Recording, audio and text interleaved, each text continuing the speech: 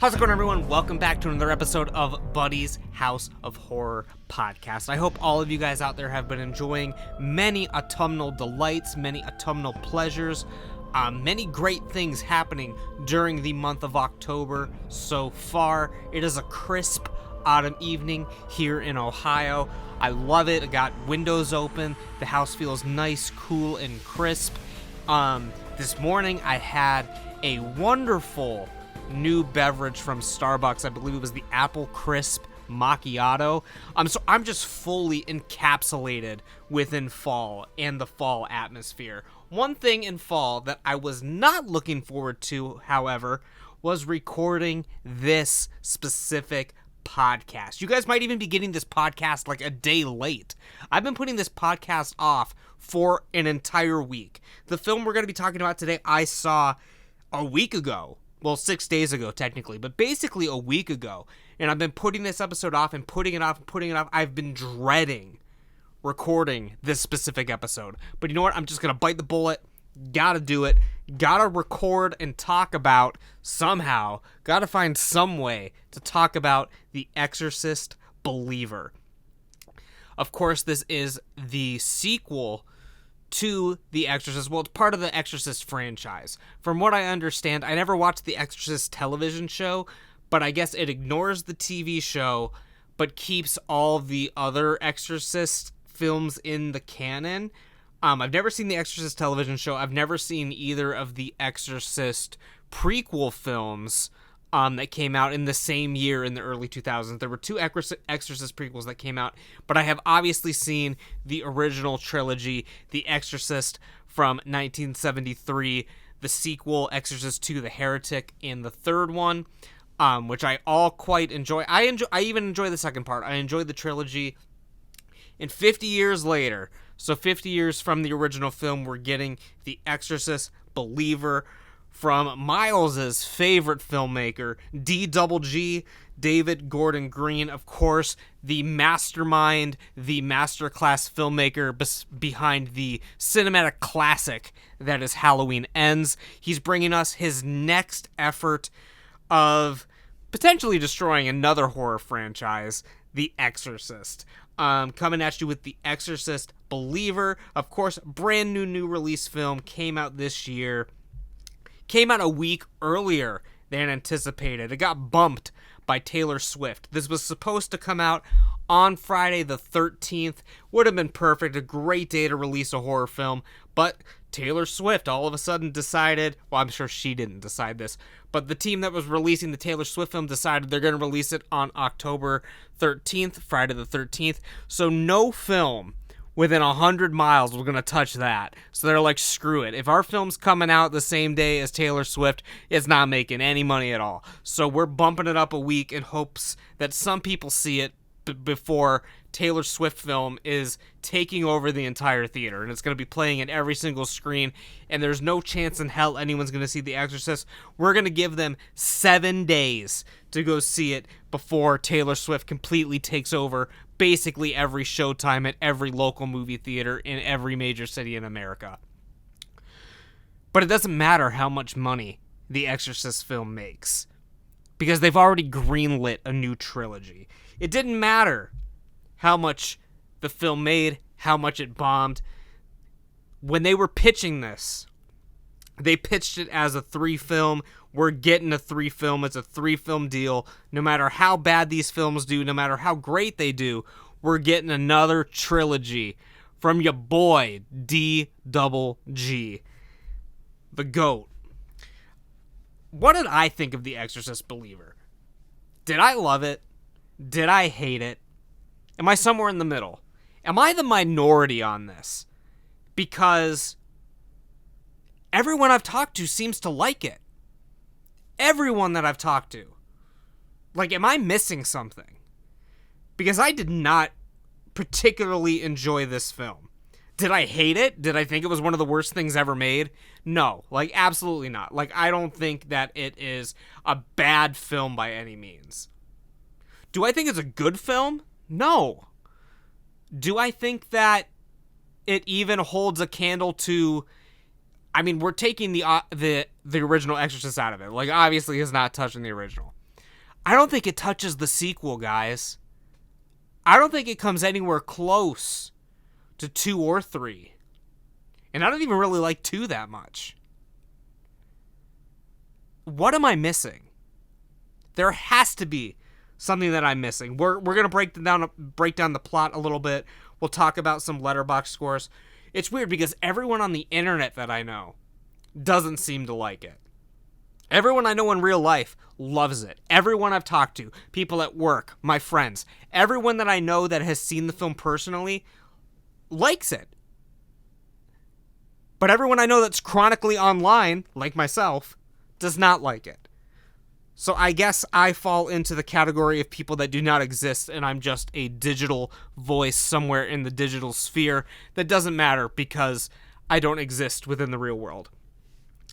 Let's talk a little bit about The Exorcist Believer. Let's break down the synopsis over on Letterboxd. If you guys aren't following me on Letterboxd, you gotta follow me on Letterboxd, bro. Every film I watch, I'm rating on this Letterboxd.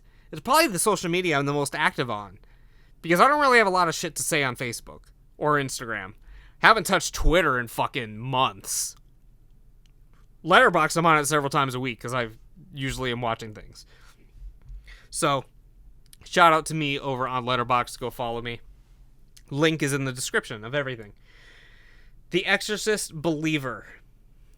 It was also really long, too. Now, looking at this Letterboxd, 111 minutes, nearly 2 hours for generic possession film number 8,000. Needed to be almost 2 hours long. Yeah, nice. Do you believe, since the death of his wife 12 years ago, Victor Fielding has raised their daughter, Angela, all on his own? But when Angela and her friend Catherine disappear into the woods, only to return 3 days later with no memory of what happened to them, it unleashes a chain of events that will force Victor to confront the evil, and in his terror and desperation, seek out the only person alive who has witnessed anything like it before. Chris McNeil, of course from the original, and of course getting the original actor back who played the role in the original. We'll be talking about some mild spoilers. I'm not going to give away like specifically what happens, but we'll talk about like some mild spoilers. But I feel like if you've looked at the film's IMDb or Letterboxd, you know that not only is the original person who played Chris McNeil in the film, but Reagan herself is in the film eventually. Eventually, just a quick cameo. Doesn't affect the plot at all. And that's the reason I want to talk about this.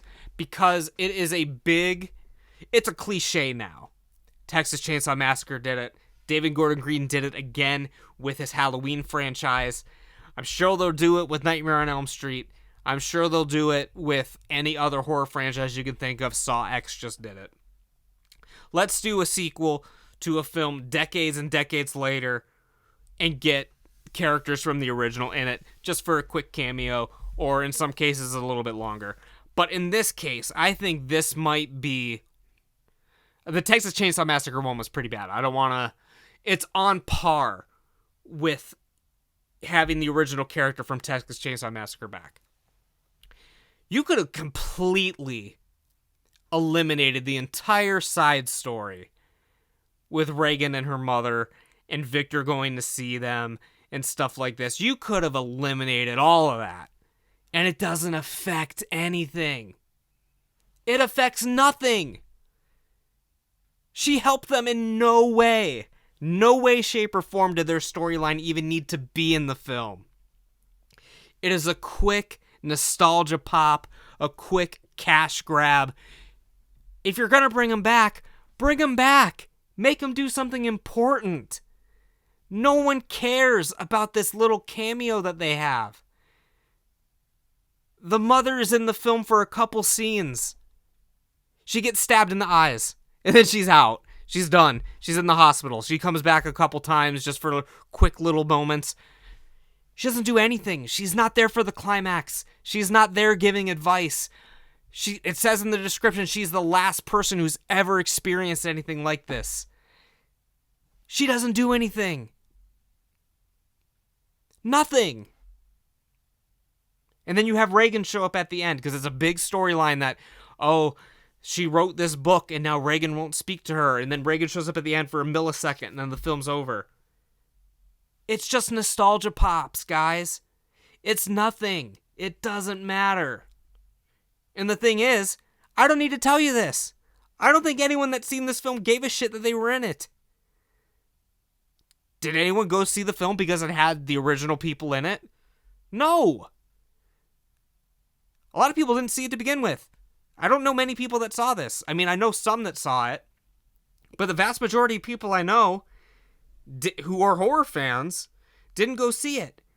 I have 6 people on my Letterboxd, only 3 of them that I know in real life that have watched it. One of which was Miles, who gave it 3.5. I don't know what he's talking about. Okay. Let's kind of break this down a little bit further. I don't have notes. I don't have a storyboard or anything about what I'm going to talk about. There are just some things in this film that I need to talk about. Okay. So, my biggest problem, it feels like a cash grab.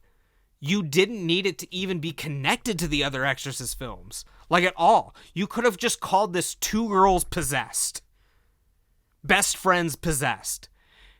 This is an Exorcist film. They put the Exorcist title onto this film. You didn't need to. Because like I said, you didn't need the original people in it. This has clearly nothing to do with the Exorcist franchise, other than the fact that the original person wrote a book, and they're like, oh, we need advice. It's a cash grab. If you would have called this Two Girls Possessed, it wouldn't have made any money, but I guess the Exorcist putting the Exorcist title on it didn't make any money to begin with. It felt so empty. It felt so devoid of heart and character. It's just like, let's slap some shit on the screen, see what sticks. We're going to make 3 of them. We'll make some cash. We'll make these cheap. It had some good acting in it. It had some good effects in it. But just the story was trash. I fell asleep for 10 minutes during this movie. At least 10 minutes. And it wasn't during the slow burn stuff. I was kind of into the beginning, like the kind of the mystery and stuff. It was during the end. It was when shit was hitting the fan. And I was bored. I was so bored. There are slow burn films out. I wouldn't even consider this film really a slow burn. I just call it empty. Okay. So beginning of the film, the girls get lost into the woods. They're gone for 3 days. They come back. I'm going to talk about what I think is probably the most disgusting and unneeded scene in the film, which I also think partially contributes to why I don't like it, even though it's such a small part and it doesn't matter, but it's really fucked up that this is in the film, at least in my mind. You tell me if I'm wrong. I'm just giving my thoughts out. So these 2 teenage girls, they're missing. They go into the hospital. Why do we need to see a scene of them getting checked if they were sexually assaulted? Why do we need to see that scene? Why is that in the film? Why do we need to see them with the fucking OBGYN and talking about like, oh, you're going to feel some pain. We have a jelly. We're going to put it. Why do we need to see that? That's fucking disgusting. It's not scary. It's not disturbing. There's another scene immediately following it where there's a doctor with a clipboard that says, oh, there's no signs of trauma. There was no signs of sexual assault. There was no signs of blah, blah, blah, blah. Basically showing that there's nothing physically or mentally wrong with the girls. That everything on their medical chart checks out. You could have just had that scene. Why did we need the scene where they're fucking getting examined? You did not need that. That's fucking disgusting. Anyway, regardless, the film just sucks. And again, it's nothing like too terrible. Like it's competently made, I guess. Like it's nothing, you're never looking at it and be like, oh, this looks like shit. This sounds like shit. The actors are doing a bad job. Like that never happens. Just the story is so generic. It's so basic. It feels so unspecial. Like when you go to see Halloween 2018, you're like, I'm seeing another Halloween film. When I went to go see Texas Chainsaw, well, I didn't go see it. I watched it on Netflix. When you watch the new Texas Chainsaw Massacre, it feels great seeing Leatherface again. It felt great seeing Jigsaw again in the new Jigsaw film. It doesn't feel great in this. It's so generic. It doesn't feel like an Exorcist film at all. It just feels like generic possession movie number 8,000. Nothing about it feels special. Nothing about it is memorable. There's barely like anything in this film that I can give compliments to that aren't basic. Like all the basic compliments. Oh, it looks nice. Acting's good.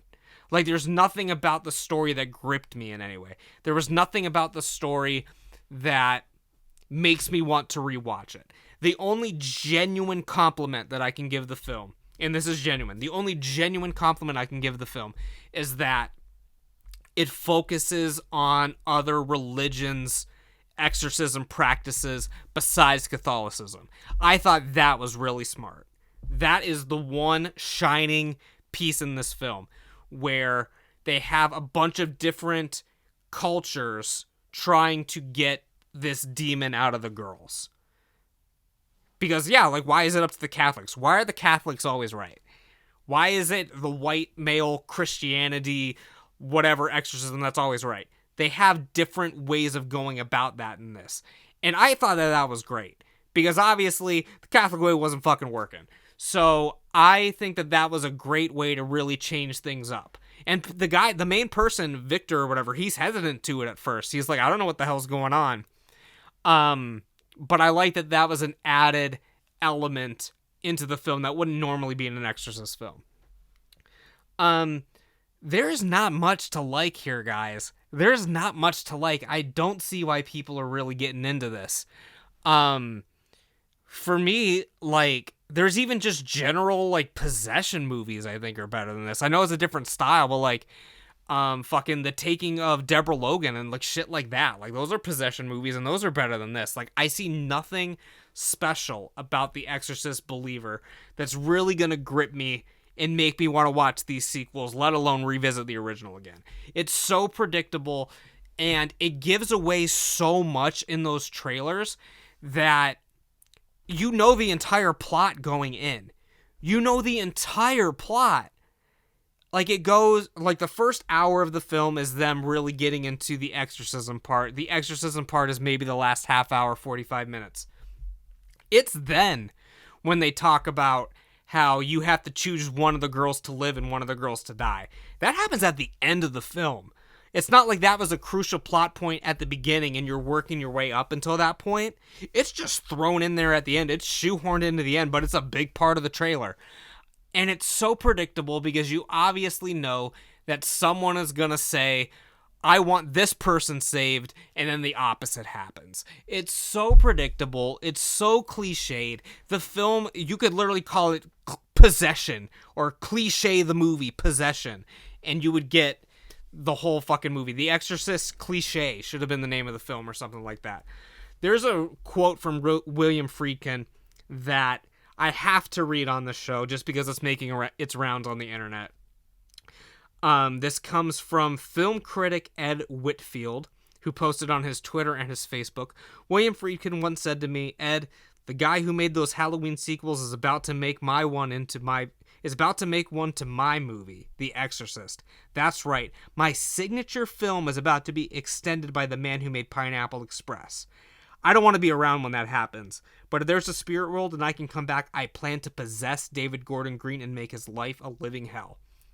I love Pineapple Express. I love David Gordon Green's 2 out of the 3 fucking Halloween movies. But we've come to find out that, like, he's not that great at these big budget movies. He's good at, like, indie shit. And he was good. He caught lightning in a bottle with the first Halloween. Like, all the planets were aligned.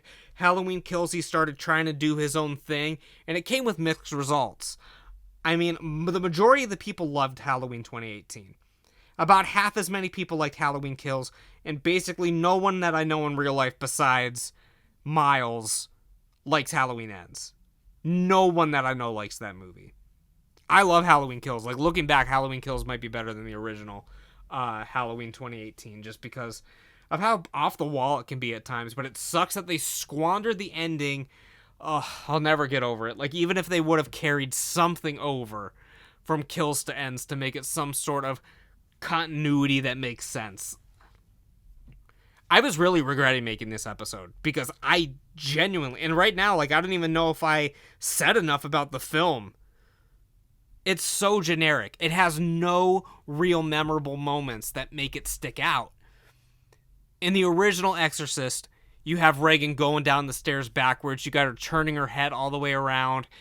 The second one has some crazy off-the-wall shit. The third one has some incredible jump scares and some of the hardest imagery I've ever seen in my life. This one has nothing that makes it stand out.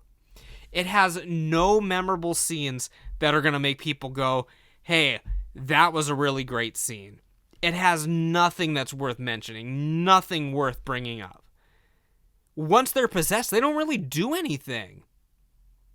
There's never a scene where all the shit's really flying around the room and shit's hitting the fan and they're cursing at people and doing this. Like, they do, like, little shit, but nothing really happens.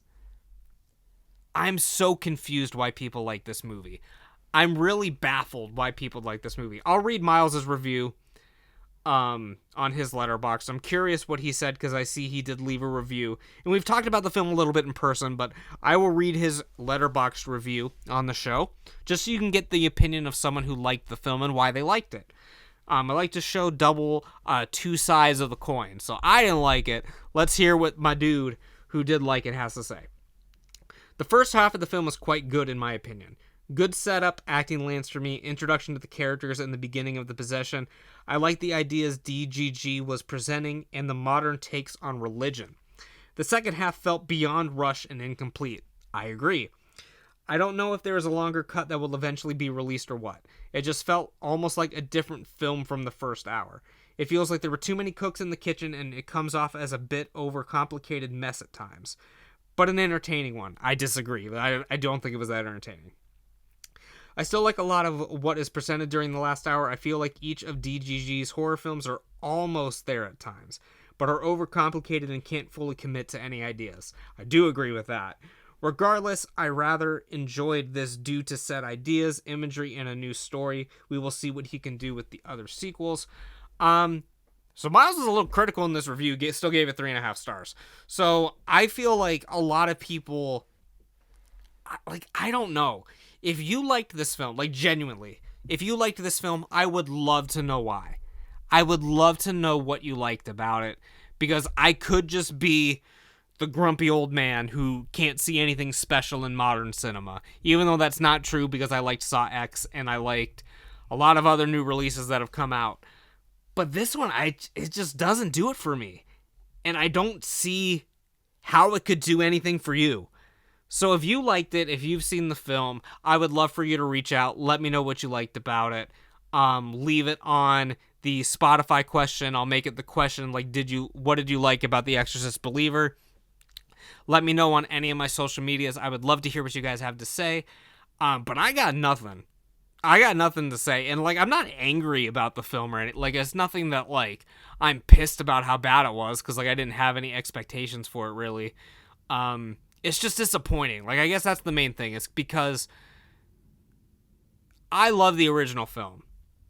And obviously, I know it's not going to be as good as the original. Like, I'm not even comparing it to the original. I'm comparing it to modern films of today. Like, I don't think it's great stacked up against some of the other horror films I've seen this year. Like, Scream 6 came out this year. That's another sequel in a big franchise. 1 billion times better than Exorcist Believer. Saw X came out a couple weeks ago. I think that's another one they pushed forward. Maybe not because of Taylor Swift. It was coming out the same night as Five Nights at Freddy's. 1 billion times better than Exorcist Believer. I gave them, like, the same star rating, but there's 1 billion chances of me watching Saw X again over Exorcist Believer. It just seems like a waste of time. Like, it was a waste of pretty decent performances, decent direction, decent camera work. It's just a shame that it wasn't for anything. It felt like nothing. Like, a year from now, I'm barely going to remember any minor details about this film.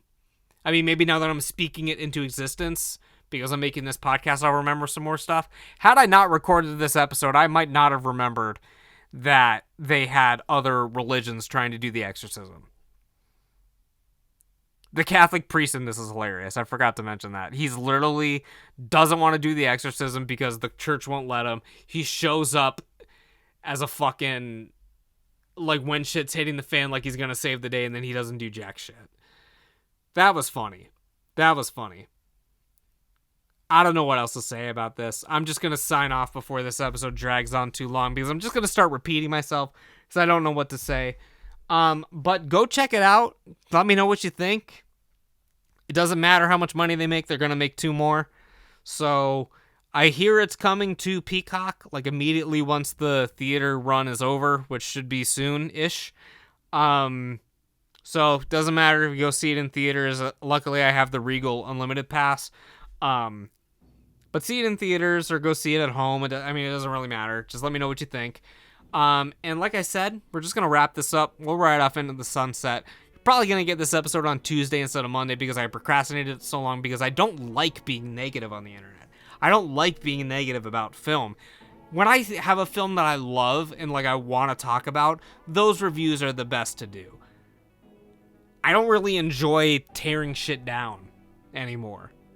So it pains me to not like The Exorcist Believer. I would have loved to walk in and have it be a great film and talk about it and enjoy it. I probably would have recorded it and released it that day.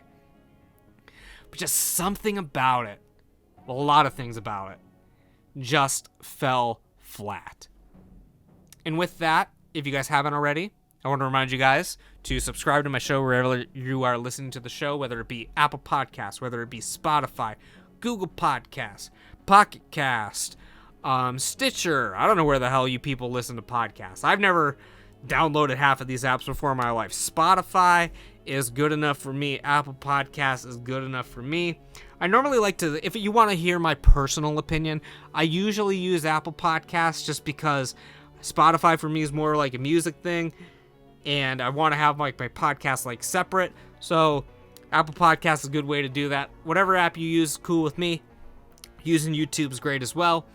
If you do enjoy the stuff that I make, give me a thumbs up, leave me a rating and a review. And what should I review next? Got a few more weeks in October. A lot of films I want to see that are coming out or have come out recently. So what should I review on the show next? Let me know. And I will see you guys back here again very, very soon for another enthralling and terrifying episode of Buddy's House of Horror podcast. So take care and stay spooky.